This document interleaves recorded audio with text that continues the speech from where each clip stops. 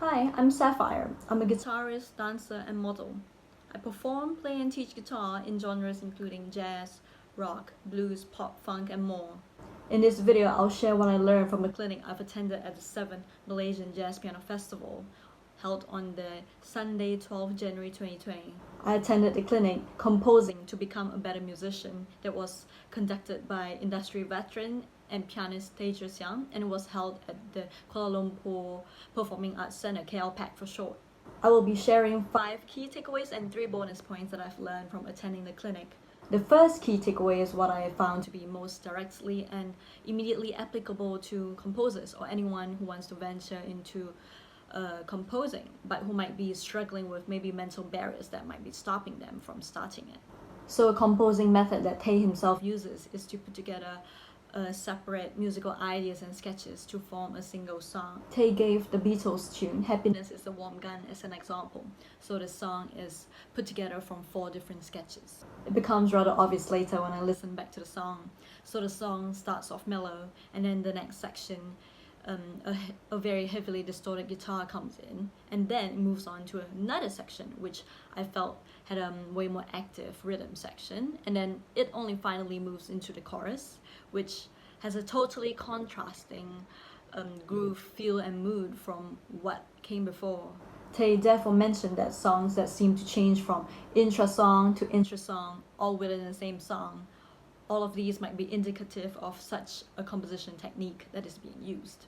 This composition technique is surely one that could open us musicians up to experimentation, and I personally would be open to experimenting with this and see how it turns out to be. Moving on to the second key takeaway, it is more of general advice by Tay that hopefully could serve as a motivational springboard for musicians to start composing. Tay repeatedly emphasized in the clinic that composing makes you a better musician or a better jazz musician. So the first piece of advice is simply to just start writing. And as with everything else in life that you might want to venture into for the first time, it might be uncomfortable or difficult, but the idea is just to start doing it for the first time and see how it goes. I especially liked it that Tay said that writing your own tunes will be able to manifest how you hear and play music, and that without writing your tunes, you wouldn't know what's hiding inside of you. So Tay gave an example of a student who regularly travels to Japan to immerse in the Japanese jam culture, which has a very particular blue note sound. Tay noted, however, that when the student started composing, he noticed that the compositions weren't a strict reflection of, for example, the style of music that the student might have spent a lot of time practicing.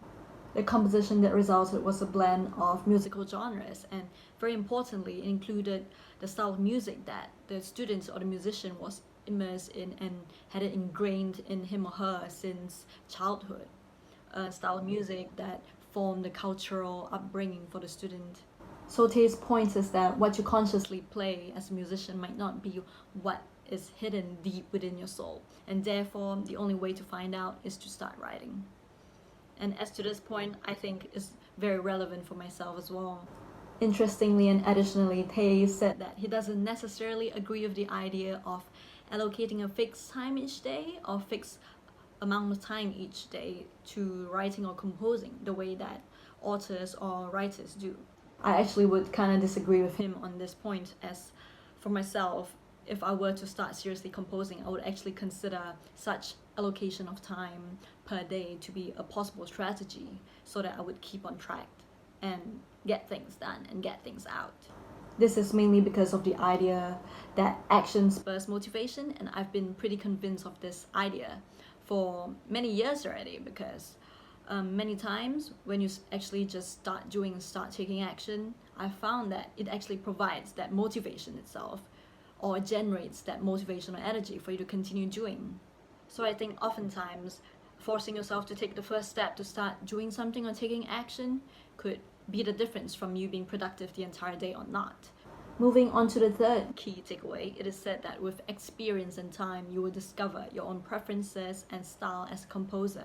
Tay raised an example when it comes to creating chord progressions for your compositions. Are you more of a groove person or of a harmony person? So Tay himself, I don't remember him giving much further elaboration on this point, but from what I understand myself, If you're more of a harmonic composer than a groove-based composer, I understand that it could mean that you would pay more attention to the harmonic content of chords and the chord progression. You could perhaps work more on the subtleties of the sound of the chord changes in your progression, maybe on chord voicings and chord qualities as well, or maybe even to the extent of determining the exact chord tensions that you would like to use in your chord progressions. Chord tensions basically refer to notes that do not form the basic structure of a triad or a 7-chord, and I understand this is a totally different topic to touch on. On the other hand, if you're more of a groove-based composer rather than a harmonic composer, it could mean that you would prefer to introduce more rhythmic variations into your progressions, for example, with less attention and emphasis on the harmonic content. These rhythmic variations can be manifested in various ways. It can be in terms of repetitive rhythmic grooves, maybe syncopated rhythms or complex combinations of rhythms, or even unconventional time signatures. Pei gave an example of himself where he focused more on groove than harmony.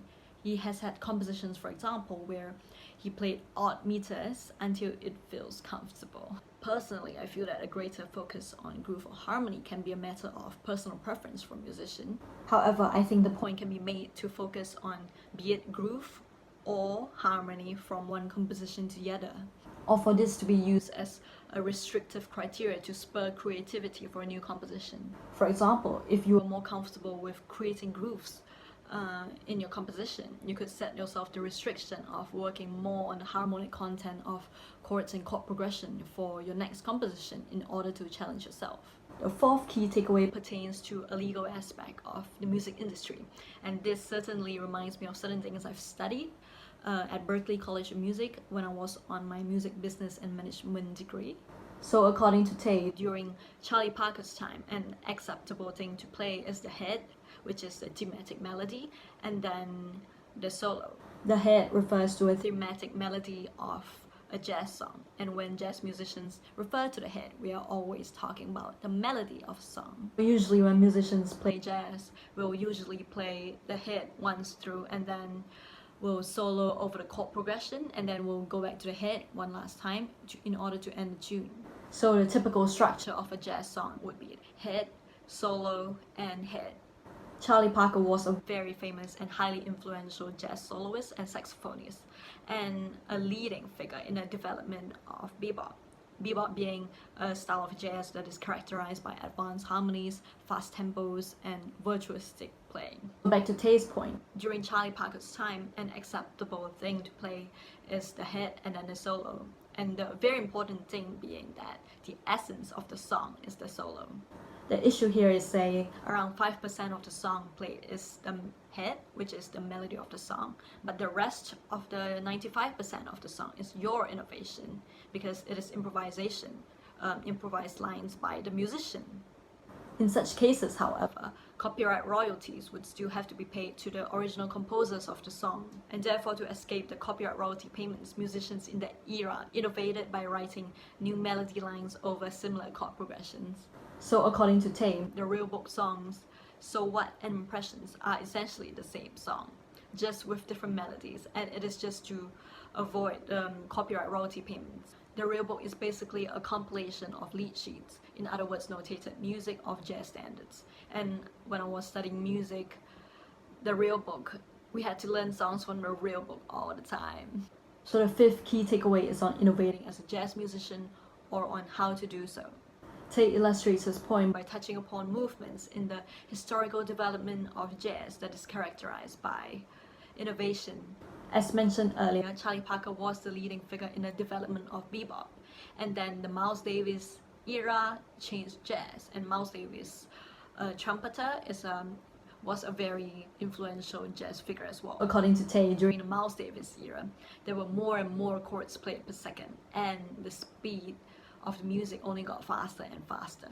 So the music got so complex to the point that there was no space left to breathe. There were too many chords to play, and the speed just cannot get any faster. John Coltrane's songs, for example, are full of chords, and John Coltrane is another very well-known jazz saxophonist. Tay said one thing that really amused me. He said that in the case of John Coltrane, there are 20 different ways to play a single chord, but you only have 1 second to play it all. On my part, I don't think that it's an exaggeration in any matter when it's said that there are 20 different ways to play a single chord. Because when I was studying jazz at Berkeley, I had to learn many different chord voicings. For example, the drop 2 chords or the drop 3 chords, and we had to learn to play chord voicings throughout the whole fretboard. So it is certainly possible to find 20 different ways to play a single chord as long as you put in the effort to find it. So back to Tay's point, the movement of modal jazz therefore took this extreme complexity and simplified it from 500 chords to 2 chords in a single song. I personally do enjoy modal jazz music, and one of my most favorite modal jazz songs would be Cantaloupe Island by Herbie Hancock, and I certainly have studied this back in music school. It is certainly not easy to improvise jazz in general to a high technical standard, but still, it's a million times easier to improvise over modal jazz progressions as compared to, for example, chord changes that had so many different changes. I stand by my opinion that one of the most challenging aspects of playing jazz, or actually just playing guitar in general, would be to improvise over complex chord changes, which I still struggle with tremendously to this day. My jazz teachers would give me exercises, and it was a total nightmare for me to handle all that constant changes in scales and arpeggios that needed to be used in improvising in response to all the chord progressions. And this is especially so when the song involves key changes or maybe chords that fall outside of the key center. On the other hand, it was interesting when Tay mentioned how the song Blue in the Green by Miles Davis exemplifies innovation. According to Tay, rather than trying to out-blues the other guys, Miles Davis shifted gear instead and brought his sentiments to the forefront. And this shows that sometimes innovating in jazz doesn't necessarily have to involve trying to beat other musicians in terms of technicality in playing, because it could be impossible in many cases. Tay also acknowledged how difficult it can be to innovate when composing as a jazz musician, and he cited the example of free jazz, which has been practiced for a long time, and as with any genre of music or jazz that has had a long tradition, it would be really hard to break out of the mold and do anything drastically different. In other times, innovating can be very simply be manifested as, for example, a very unique way of playing, and Tay cites Thelonious Monk in this instance, which I've studied as well when I was in music school. I feel that for most of us, to innovate in jazz or to break any existing mold or even to start any new movement would be an almost insurmountable task.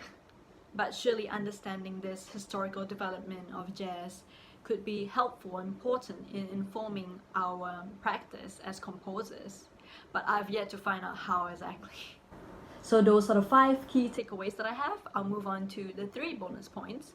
So the first bonus point is what Tay thinks is a genre of music that makes for suitable Malaysian national music. Tay refers to jazz as rojak music, which is very suitable then as local national music. In colloquial Malay, which is the official language of Malaysia, rojak means mixture or an eclectic mix.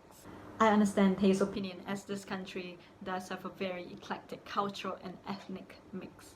Moving on to the second bonus point, Tay shares his personal experiences as a musician. He mentioned being involved in a project that entailed a combination of Shakespeare and jazz. He had to compose 2 batches of music.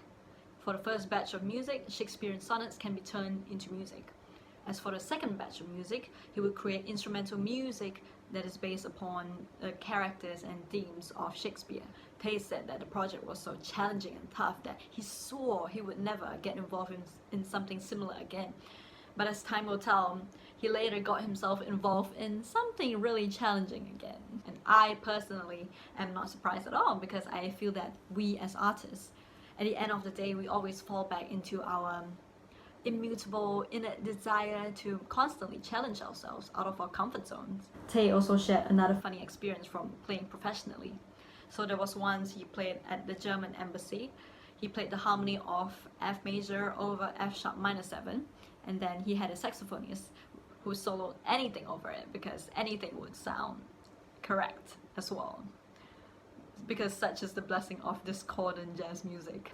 But they actually labeled what they played as Christmas music, which is such an irony because Christmas music is totally known as being so harmonious and melodic.